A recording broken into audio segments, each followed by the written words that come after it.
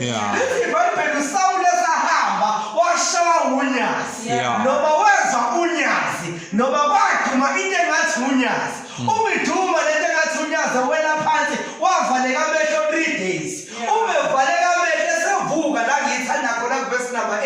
Ithi ababehamba naye bezwa izwi kodwa babonanga lutho.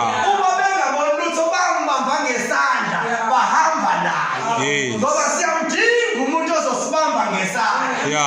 Ngoba uma ungasabona emehlweni udinga umuntu obonayo ozokubamba ngesandla. Isenzekayo abafuna ukubamba abantu babona babone emehlweni.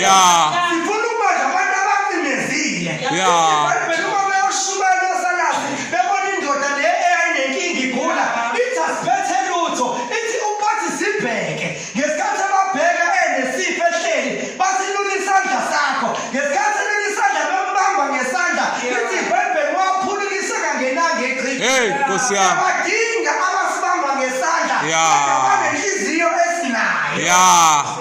Inkinga yabantu abafuna ukubamba abantu abanayo inhliziyo yangaphakathi. Banenhliziyo yoAnaniya noSafira. Ukuthi izinto faye zize kubo.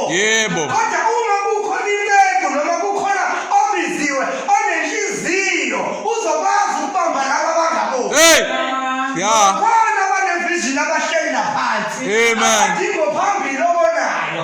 Asasambe noma ungasaboni mamngu. Lithi iBhayibheli kwathiwa Paul izini abazokutshela khona ukuthi uyokwenza. Inkinga mina ngena ngingaboni. Jesus. Nesandla sokungibonisa kodwa fika bheka amabala ey'nto zakhe. Abheka ukuthi ugqoke kanjani. Wenzeni izolo.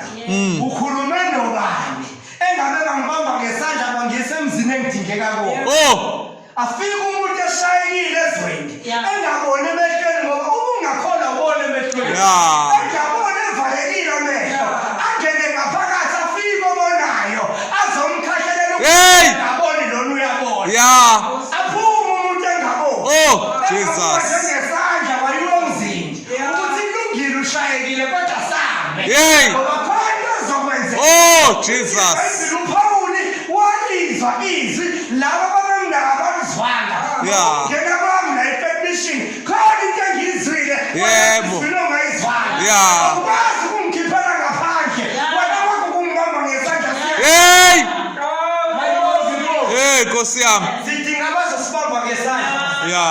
Basise khona noma singasaboni. Ubone mamngubani ukuthi bangasengidonsa ngedwa. Ungakhathazeka sibone emehlweni kodwa khona la siyakhona. Uma usanesandla nje sokubamba wena bamba uthi kulungile noma benje kodwa ngibayisa Nkosi yami. Bakho ngoba masifika lapha besisasha kanje ukuthi nje kade singena amakhona siyoqala imission. Uma ubhekile Pawuli esawuSawuli ngesikhathi engena noma ngesikhathi ehamba eDamaseko yozingela amakhono kunezinto ayekade eyinqumele zona ukuthi uzozenza. Uma sekwenzeka le yada lemayonyasi yashintsha ihistory kwaqala uhambo olusha. Siyangena sonile masifika ngaphakathi sidinga ukugona ukuthi bonile sibakhona benjani ngoba seyashintsha ihistory. Ungahlali kwizolo lomuntu. Ungabuki umuntu ubuka umjaje ngezolo lakhe noma ngezolo zakhe. Wena mbambe ngesandla. Hayi ngoba unyazi lukushintsha ukuthintile bengekho lukuthinta. Nkosi yami. Uphenduke kanjani bengekho lukuthinta. Kodwa ngoba selukuthintile ngizokubamba nje ngikise la. Jesu. Uma sifika la kuyiwa khona iyashintsha ihistory. Ngala kabusha igama elithi isiqala into ezintsha kuyashintsha singabakhipha abantu abashawe unyazi singekho asibabambe ngesandla sibayise khona ngicela ukhuleke mamngubani.